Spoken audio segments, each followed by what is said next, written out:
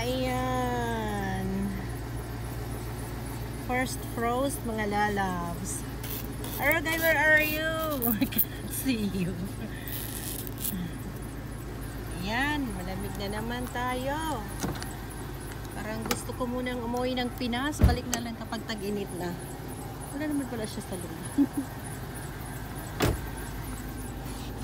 Ayun, malamig na siya. Frost na tayo.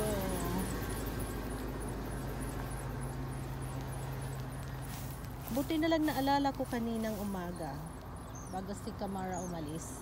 Chinik ko yung weather, 34 pa yun. Ngayon 32 na.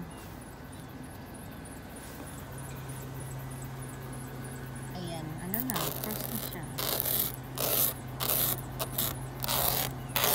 Lamig na tayo. Uwi muna tayo ng Pinas. Balik na lang kapag tag-init.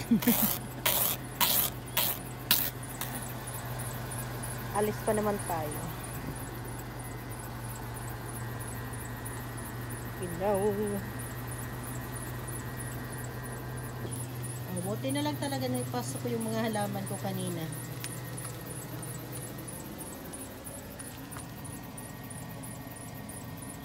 Ito okay lang to siya sa lamig. Okay to siyang halaman na to. Yung basil, hayaan ko lang to dito kasi babalik naman to next year. Hindi ko na ipinasok. Are we ready? Do you see the windshield starting to defrost? Not yet. Si Bok Choy. Nag-crispy na siya ng konti. Is it crispy? A little bit. Okay lang to kasi. Ayan.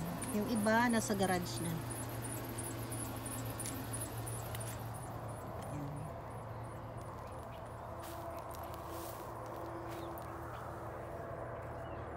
Ayan. May tubig pa siya dyan. Okay lang to kasi ano naman to, perennial.